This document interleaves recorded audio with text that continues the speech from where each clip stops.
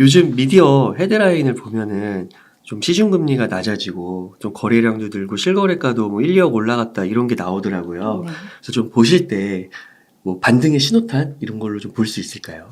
그렇게 생각하세요? 반등이 되고 있다라는 느낌을 받고 계신가요? 저는 아직은 솔직히 잘 모르겠는데 네네. 미디어에서는 좀 그렇게 뽑는 것 같더라고요. 그렇죠. 일단은 시중 금리가 낮아지고 거래량이 늘어났고 실거래가도 올라갔다. 이 세 가지를 가지고 얘기를 하는데, 근데 금리가 낮아진 게 일시적인 현상인지 아니면 추세적인 현상인지를 판단해 볼 필요가 있다고 저는 생각을 합니다. 네. 근데 지금 시중 금리가 낮아진 거는 정책적인 요인이 되게 크거든요.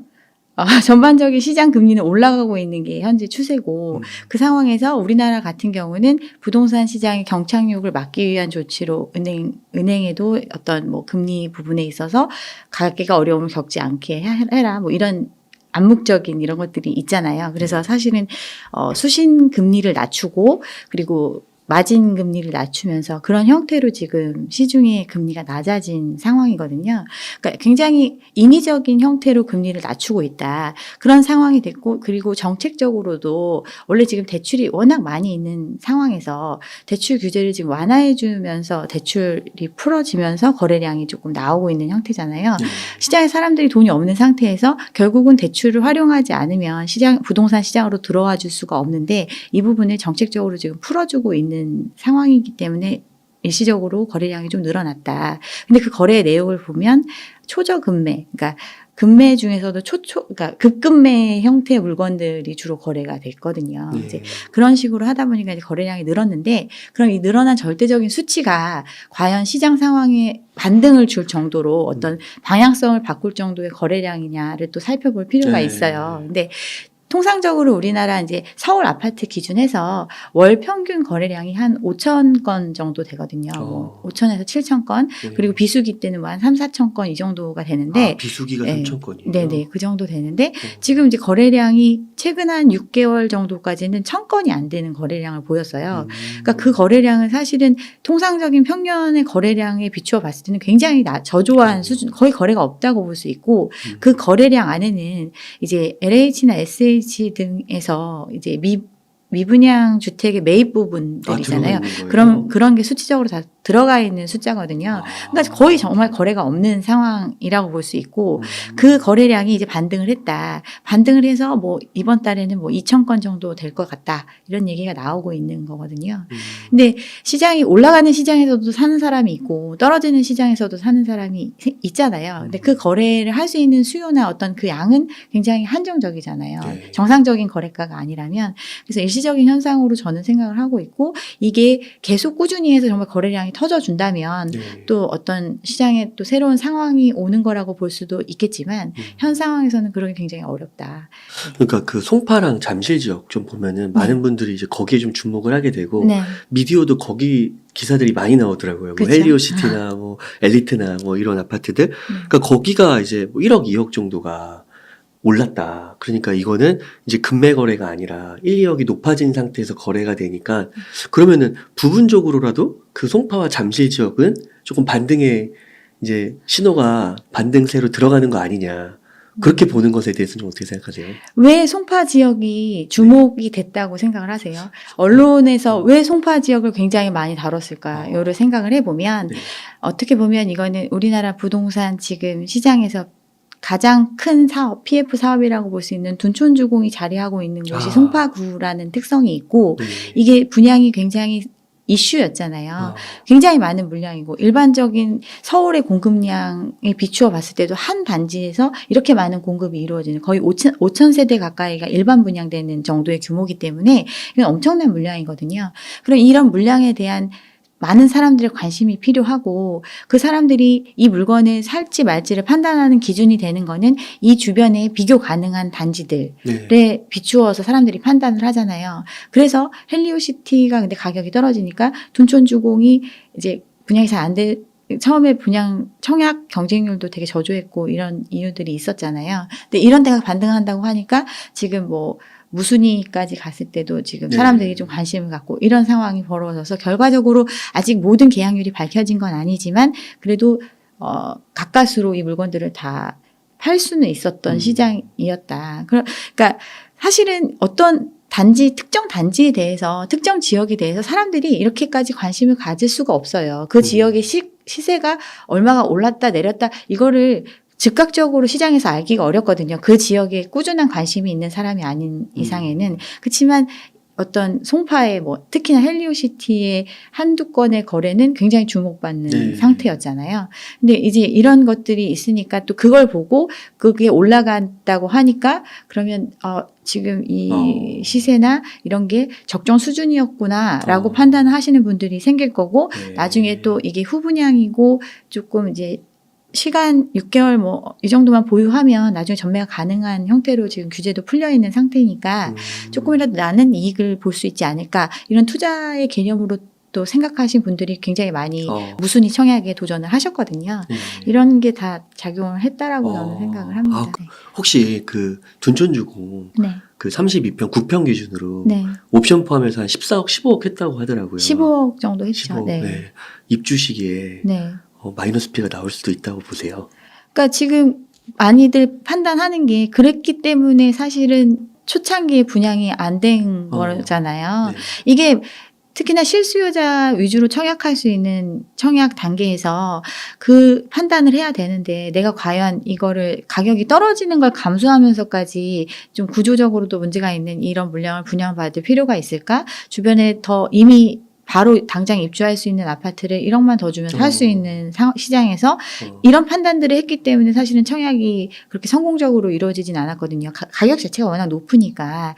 근데 이제 지금 이제 어느 정도 완판이 됐다라고 얘기를 하고 이런 분들은 또 이제 후분양 같은 개념이잖아요. 둔촌 같은 경우는 이미 공사를 시작해서 지금 50% 이상 올라가 있는 상태이기 때문에 갖고 있는 기간이 굉장히 짧게 보유하고 갈 수도 있는 상황이니까 당장 단기적으로 내가 조금 이익을 볼 수 있지 않을까 이런 마음에 좀 하시는 분들이 좀 제 주변에도 있었어요. 그래요? 분양권 판매 내년 1월부터 풀리는 거. 네네네. 그렇게 또 보고 계시는 분도 있는 거예요? 그렇죠. 계약금 20%에 중도금 일부 이제 대출이나 이런 걸로 이자 감당하고 잔금 때 그럼 내가 분양받은 가격에서 5천이 되든 1억이든 더 벌 수 있지 않을까. 한 2억에서 3억 정도 투자해서 1억 안쪽으로 조금이라도 이익이 생기지 않을까. 이런 기대감에 일단 대면 생각해보자 하는 이제 주주 청약자들이 좀 있었죠. 아까 표현 중에 가격 자체가 워낙 높다고 하셨거든요. 네. 그러면은 적정가? 그 감평사님께서 또 그렇게 감정평가를 하시니까. 욕 엄청 먹을 것 같은데요. 그 레인지로라도 어느 정도 이렇게 생각하시는 게 있을까요? 저는 사실은 이제 제 유튜브 채널에서도 많이 얘기를 하긴 했는데, 일단은 이게 어떤 물건, 재화의 가격이라는 거는 그 시장의 수요자들의 어떤 소득 수준과 맞물려서 가는 거잖아요. 그러면 보통 이 지역을 수요하는 사람들의 소득 수준에 비추어 봤을 때 적정 주택 가격을 판단하는 지수가 PIR로 하잖아요. 근데 다른 나라나 이런 다른 우리가 과거에 급등기를 겪지 않았던 시기에 비추어 봤을 때 그 PIR 지수 자체도 거의 2배 가까이 늘어난 상태고 그러면 20년, 30년을 벌어서 집을 한 채 마련하는 상황으로 지금 그 정도로 주택 가격이 올라가 있는 형태거든요. 그래서 이제 거품이 너무 심하다. 그리고 굉장히 단기간에 2배, 3배, 체감하기로는 2배, 3배 오른 느낌이잖아요. 그게 올랐던 것처럼 시장 상황이 급변했을 때 그 가격이 조정도 그 2배, 3배 그 속도나 폭으로 작용할 수 있기 때문에 지금 저는 이제 2017년도 정도 가격 수준을 생각을 하는데 굉장히 반감이 있으신 분들이라가지고. 2017년 가격이라고 하면 제가 정확히는 지금 모르겠는데 그 엘리트 잠시 10억이죠. 네. 10억대죠. 네. 10억 초반. 아니요, 10억이죠. 10억. 10억이에요. 네. 그러면은 엘리트가 사실 둔촌주공보다 입지가 좀 좋다고 훨씬 좋죠. 네. 훨씬 좋다고 하잖아요. 근데 둔촌주공이 비싼 거잖아요. 그렇죠. 비싸죠. 그러니까 저는 그렇게 생각을 하는데 네. 인플레 같은 걸 좀 감안해서 10억 초반 이렇게 생각하면 되는 걸까요? 그러니까 이제 그거는 이제 제가 갖고 있는 기준은 그러하고, 왜냐하면 어떤 잠실 지역을 사시는 분들의 생활 수준이나 이런 거에 비추어 봤을 때 주택이라는 게 엄청난 부담으로 작용을 하면 안 되는데, 그 정도 가격대는 충분히 이제 감당할 수 있다. 그래서 이제 실제로 그리고 한 8억에서 10억 사이의 가격을 꽤나 오랜 기간 해왔던 지역이거든요. 네. 그렇기 때문에 뭐 가장 많이 떨어져도 사실은 이제 실수요 입장에서도 뭐그 정도는 유지해주지 않을까라고 생각을 하고, 그게 그래서 이제 저점이라고 저는 이제 생각을 해서 그런 기준을 갖고 말씀을 드립니다. 그 간평사님이시니까 현장 분위기를 잘 알 것 같은데 네. 그 PF 관련해서요. 뭐 PF가 지금 수면 아래에서 터질 게 막 남아있다 이런 식으로도 막 미디어에서 나오더라고요. 네. 혹시 그런 부분에 대해서도 접하시는 정보 같은 게 있으신가요? 그러니까 지금 사실은 PF 시장을 주도했던 게 주로 네. 이제 증권사들이 많이 이제 PF 증권사. 사업에 브릿지론이라든가 뭐 본 PF 이렇게 가는 과정에 많이 개입을 했고, 거기서 수수료를 많이 받고 또 네. 그만큼 성장을 했잖아요. 굉장히 많은 사업들이 있어요. 근데 그 사업들이 보통은 이제 땅을 매입하는 단계부터 진행을 한단 말이에요. 그 매입을 할 때 자기 자본의 비중이 많다고 하는 경우가 30% 정도 되고, 보통은 5%? 와. 10%? 뭐 요 정도밖에 안 돼요. 자기 자본 레버리지 비율이. 10배네요. 네. 그러니까 근데 어. 땅을 매입하는데 서로 이제 부동산을 만들어서 짓기만 하면 엄청난 수익을 본다고 하니까 기본적으로 땅을 매입하는 비용이 굉장히 높게 책정이 돼요. 그 지역이 원래 기존에 뭐 100만 원 하던 지역인데, 내가 여기를 이제 PF를 통한 어떤 개발 사업을 하려고 매입을 하게 되면 100만 원이 아니라 뭐 130만 원, 150만 원 달라고 해서 그렇게 매입을 보통 해놨거든요. 그럼 이 땅을 근데 자기 돈으로 하는 게 아니라 이제 일부만 자기 자본이 들어가고 나머지는 이제 네. 대출을 통해서 브릿지론을 통해서 하잖아요. 그리고 나서 이 돈을 계약금에 대해서 받고 다 이제 잔금을 치르고 난 다음에 여기에 사업 계획을 실행을 하고 네. 이제 본 PF로 가는 과정이 있는데, 지금은 이 브릿지 단계에 있는 땅들도 엄청 많고 PF로 못 간 땅들도 되게 많거든요. 그러면 이게 누군가 돈을 빌려줘야지 사업이 가잖아요. 계속. 그러면 이제 기존에 빌려줬던 집단이 있고 또 새로 누군가 이걸 받아주는 네. 집단이 있어야 되잖아요. 그럼 리파이낸싱이 돼야 되는데, 그러면 기존에는 뭐 한 5%, 7%에 빌려줬으면 지금은 뭐 12% 이렇게 해도 해준다고만 하면 땡큐인 상황이거든요. 그래요.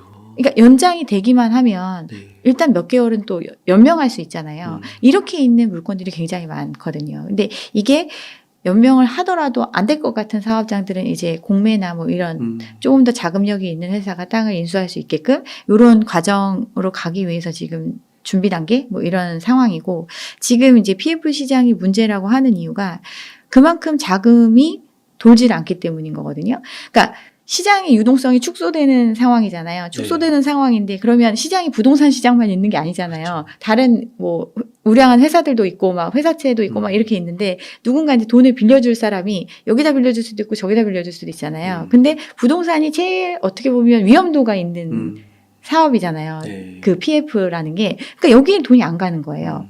그래서 둔촌주공 같은 경우도 사실은 단기 PF ABCP에 돈 들어가게 됐던 게 정부가 체험펀드의 규정을 상해서, 그러니까 어겨가면서, 그러니까 바꿔가면서 사실은 돈을 지원해주고 정부가 이렇게 지원한다니까 니네 만들어서 해. 이렇게 해서 넘어갔던 거잖아요. 얘도 이런데 지금 깔려있는 수많은 사업장들은 더 돈 구할 길이 없는 거죠. 그래서 이제 문제가 될 걸로 너무나 뻔히 보이니까 정부가 지금 선제적으로 뭐 PF를 장기 PF 보증을 HUG에서 해주면서 이제 전환해 줄 테니까 뭐 이런 자금으로 얼마를 지원하고 뭐 하겠다, 이런 대책을 벌써부터 내놓는 이유가 이게 걷잡을 수 없을 거기 때문에. 왜냐하면 여기에 돈 빌려준 데가 다 뭐 보험사, 금고, 뭐 저축은행 뭐 이런 데들 뭐 이런 데서 많이 빌려주잖아요. 그러니까 이제 그래서 터지면 금융권의 어떤 부실 부분으로 불거질 수 있고, 그렇게 되면 이제 미국에서 겪었던 뱅크런, 또 요즘 뱅크런은 엄청 빠르잖아요. 모바일로 바로 맞아요. 뱅크런이니까. 그러니까 이제 그런 사태가 벌어지지 않도록 지금 연명하고 있다. 근데 연명을 하는 게 과연 우리가 정부가 엄청난 자금을 가지고 이걸 다 연명하게 해주는 게 아니잖아요.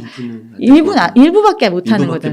예. 그렇기 때문에 이게 어떤 금융시장의 리스크로 전이되는 부분이 안 발생할 거라고 우리가 보장할 수가 없는 거죠. 아, 그렇구나. 네. 그래서 네. 대구 같은 경우 이미 시작이 됐고, 어. 그래서 대구 새마을금고에서 뭐 뱅크런 조짐이 보인다 이런 얘기가 나왔었잖아요. 음.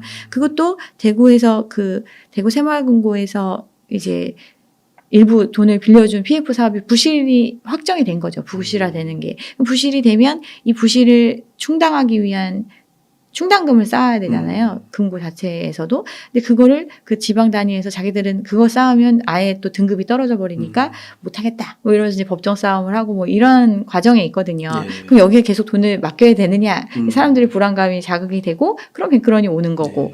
사실은 이게 근데 여기에만 국한된 문제는 아니고 전체적인 시장에 지금 만연해 있다. 아, 그러면은 언젠가는 조금 뭐 터질 확률이 항상 수면 아래에 이렇게 잠재되어 있다라고 볼 수 사실은 있겠네요. 언제 터져도 이상하지 않은 이상하지 않은 환경이죠. 네. 아, 그러니까요. 저도 몇몇 기자분들 네. 제가 실명은 거론을 못하지만 네. 4월에서 한 6월 정도 이때가 조금 위기일 수 있다 이런 얘기들이 돌고 있다고 이런 얘기는 이렇게 확인하시더라고요. 그렇죠. 아, 그렇구나. 지금 시점에서는 네. 그 무주택자분들이 네. 그 집을 살려고 하는 의지는 있는데 꼭 지금 살 필요는 없고 그런 얘기를 그래서 제발 조급해할 필요가 없다. 없고. 어차피 내가 정말 내 집을 마련해서 뭔가 안정적인 걸 원하고 근데 그 집을 살려면 내가 평생 모은 돈 플러스 앞으로 벌 돈을 다 투입을 해야지 가질 수 있는 물건이잖아요. 이런 판단을 하는데 이렇게 어려운 상황에서 그렇죠. 굳이 할 필요가 있느냐. 근데 사람들이 엄청 조급해하는 거예요. 그 영끌이 일어났던 이유도 사실은 내가 오늘 안 사면 맞아요. 나만 이 자산 가치 상승해서 소외될 것이다. 이런 불안감을 자극했기 때문에 그랬던 거잖아요. 근데 오히려 부동산에 투자를 오래 했고 이랬던 시장을 오래 경험했던 분들은 굉장히 이미 다 지금 엑시트 해가지고 다 현금 주고 기다리고 계세요. 아, 네. 그렇구나. 네. 그래서 아까 말씀해주신 그 가늠자 2017년 가격을 좀 보면서 뭐 그때가 사라는 건 아니지만 그렇죠. 제 기준이 어. 그렇다는 거지. 뭐 이제 본인이 판단하기에 이제 이 정도면 나는 감당할 수 있고 뭐 이 정도가 남들보다는 네. 조금 더 빨리 네. 어떻게 진입하는 금액대라고 생각하면 좀 더 위에서 사시겠죠. 네, 근데 살 수도 있고. 네. 네. 집값이 네. 지금 많이 빠진 건 아까 대구도 좀 언급하셨는데 네. 송도나 대구는 막 40~50%가 빠졌다고 하더라고요. 네. 이 정도는 그러면 좀 바닥권이라고 할 수 있을까요? 그러니까 분양가 자체가 최근 몇 년 사이에 굉장히 많이 올랐거든요. 그 수치적으로 오른 게 있고 그 어느 정도 가격이 최고점이었는지에 따라서 지금 뭐 이게 많이 빠졌다 아니면 덜 빠졌다 이런 거를 생각을 하셔야 될 것 같은데 아직 이제 시장 상황이 워낙 오랫동안 급등의 시기를 겪었던 거고 그 급등했던 금액에서 뭐 50%가 됐다 하더라도 과거보다는 여전히 엄청나게 높은 수준이거든요. 너무 섣불리 움직이실 필요는 없을 거라고 저는 생각해요. 네. 아까도 말씀해 주셨지만 그 연도를 조금 참조하시라. 네. 단지별로 또 다 다르니까 그 강남은 좀 덜 빠졌더라고요. 네. 한 20% 좀 못되게 빠진 것 같은데 전세가는 또 많이 떨어지더라고요. 네. 그래서 이 강남도 앞으로 더 떨어질 가능성도 높다고 보세요. 강남이 그동안 이제 많이 올랐던 이유가 강남 쪽의 재건축이 굉장히 많이 진행이 됐잖아요. 그러니까 사실은 멸실 수요도 많이 있었고 그 시장에 이제 그런 게 자극이 되면서 가격도 좀 오른 부분이 있었는데 멸실이 많았던 사업지들이 전부 다 이제 지금 공급으로 이어지고 있거든요. 그러니까 강남권에 뭐 똘똘한 한 채는 절대 집값이 안 빠진다. 이런 얘기 하시는 분들이 있는데 똘똘한 한 채가 너무 많아요. 그렇잖아요. 아, 강남의 개포 예전에 저층으로 굉장히 작은 아파트였던 단지들이 다 지금 뭐 수영장도 있고 뭐 맞아요. 조중석식을 제공하는 뭐 이런 호텔식 서비스를 제공한다는 그렇게 짓는 아파트들이 엄청나게 많이 들어오고 있잖아요. 한 뭐 단지당 뭐 3,000세대, 4,000세대 네, 뭐 맞아요. 많은 데는 10,000세대 가까이 이렇게 지금 개포에 입주를 하고 있고 똘똘한 한 채가 많다. 네. 그리고 뭐 반포 지역도 마찬가지고 그다음에 방배동 지역도 사실은 거기는 이제 아파트로 구성된 지역이 아니었는데 재개발을 통해서 주택 그 사업들이 엄청 많이 이루어졌잖아요. 방배 몇 구역들이 여러 개 있는데 거기서도 또 공급이 많이 돼요. 그러니까 똘똘한 한 채의 정의가 뭐죠? 결국은 똘똘하다고 그동안은 똘똘한 한 채가 없다. 희소하다 이런 프레임이 많이 있었는데 실제로 우리가 생각해 보면 정말 많은 똘똘한 한 채가 있어요. 그러면 강남에만 똘똘한 한 채가 있느냐? 그것도 아니잖아요. 강북으로 넘어가서도 뭐 한남동, 용산 뭐 이런 지역들 지금 다 똘똘한 한 채라고 우리 생각할 수 있잖아요. 네. 또 여의도권에 접근 가능한 마포 이런 데도 또 똘똘한 한 채로 사람들이 인식하고 있잖아요. 생각보다 굉장히 많은 똘똘한 한 채가 있다. 서울 말고도 그러면 뭐 성남에는 없어요? 판교 이런 데는 오히려 잠시보다 집값이 더 비싸요. 네. 뭐 이런 식으로 정말 어떻게 보면 그 똘똘하다는 그 집들이 정말 많이 공급이 되고 있고 그렇다면 시장에 그걸 다 채워줄 수 있는 수요가 있느냐? 똘똘한 한 채 무조건 그 비싼 가격에 다 살아줄 수 있는 게 아니잖아요. 네. 그렇기 때문에 전세가는 채워질 수 있는 수준으로 가격이 떨어지는 거고, 그러면 매입을 하는 사람들도 이렇게 경쟁이나 어떤 대체적인 상품이 많이 있는데, 네. 과연 뭐 예를 들어 아리팍 뭐 꼭 50억에 아리팍을 사야 되는 거 아니잖아요. 다른데 더 좋은데 더 싸게 살 수 있는 네. 지역이 엄청 많다는 거죠. 네. 네. 결국은 아무도 안 사는 이 심리가 좀 장기화되고, 그리고 모든 정책을 다 풀어주면서 심지어는 뭐 양도세를 아예 다 빼주는 뭐 이 정도까지 오거든요. 이제 그 정도로 정책적으로 모든 걸 풀어도 사람들이 동요하지 않는 시기. 그런 시기가 내가 조금 더 우월한 입장에서 집을 살 수 있는 시기다. 다 풀었는데도 안 산다. 다 풀어도 안 사는 거. 네. 네. 그리고 그게 좀 장기간 지속되는. 장기간 상황. 지속되면 네. 혹시 그 몇 년 이런 게 좀 있으실까요? 저는 앞으로 최소. 이것도 제가 네. 뭐라고 기간으로 말씀드리기가 어려운 게 네. 이게 올라갔던 폭도 너무 짧은 기간에 많이 올랐기 때문에 떨어지는 폭이 얼만큼 빨리 떨어질지를 모르겠어요. 근데 지금 사실은 정부가 이런 어떤 완화책을 내놓지 않았다면 내놓기 직전까지 한 6개월도 안 되는 사이에 한 5, 6억씩 뚝뚝 떨어졌거든요. 되게 단기간에 엄청나게 맞아요. 빠진 너무 거잖아요. 많이 네. 근데 지금은 약간 그걸 이렇게 스탑 시켜 놓은 상태? 그럼 여기서 이제 발생하는 수요들 어떤 거래들이 있을 건데, 요거 끝나고 나면 어떻게 되겠어요? 어떻게 될 것 같아요? 저는 이렇게 갈 거로. 팍 이렇게요? 더 내려갈 거로 생각을 하는 거죠. 천천히가 아니고. 뭐 그거는 그거는 상황에 따라서. 상황에 따라서. 네. 네.